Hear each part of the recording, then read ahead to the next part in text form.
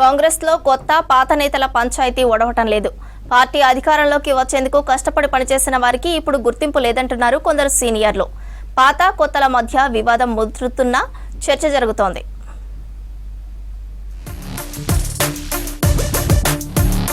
కాంగ్రెస్ పార్టీలో చేరిన బీఆర్ఎస్ ఎమ్మెల్యేలకు ప్రతిపక్ష పార్టీ నుంచి నిరసనలు ఎదురవుతున్నాయి. దీనికి తోడు కొత్త నేతలు వచ్చిన చోట పాత నాయకుల పంచాయతీ తీరడం లేదు. ఇన్నాళ్లు పార్టీని నమ్ముకున్న వాళ్లను నాయకత్వం పట్టించుకోవడం లేదని ఆవేదన వ్యక్తం చేస్తున్నారు కొందరు నేతలు. బీఆర్ఎస్ ఎమ్మెల్యేలు కాంగ్రెస్ లో చేరటంతో ఈ విభేదాలు మొదలయ్యాయి. స్టేషన్ ఘన్పూర్, జగిత్యాల, షేర్లింగంపల్లి, రాజేంద్రనగర్, పటాన్చెరు నియోజకవర్గాల్లో పాత కొత్త నేతల మధ్య అంతర్గత విభేదాలు తీవ్ర స్థాయికి చేరాయని పీసీసీ దృష్టికి వచ్చినట్లు తెలుస్తోంది.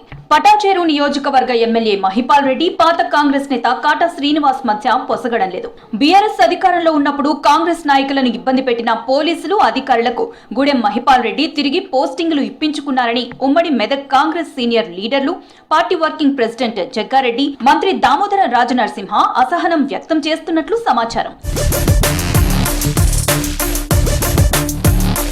గాంధీభవన్ లో ఇటీవల జరిగిన పీఎస్సీ సమావేశంలోనూ ఆయా నియోజకవర్గంలోని కొత్త పాత నేతల మధ్య విభేదాల ఎపిసోడ్ పై చర్చ జరిగినట్లు తెలుస్తోంది.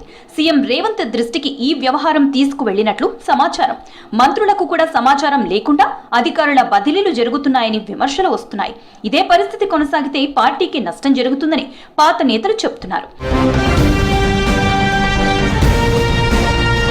జగిత్యాల ఎమ్మెల్యే సంజయ్, ఎమ్మెల్సీ జీవన్ రెడ్డి మధ్య విభేదాలు కొనసాగుతున్నాయి. దీంతో సంజయ్ ప్రతిపక్షంతో పాటు సొంత పార్టీలోనూ వ్యతిరేకత ఎదుర్కోవాల్సి వస్తోంది. కరీంనగర్లో జరిగిన సమీక్షా సమావేశంలో సంజయ్ పై ప్రతిపక్ష ఎమ్మెల్యే పాడి కౌశిక్ ఘర్షణ పడే వరకు వ్యవహారం వెళ్లింది.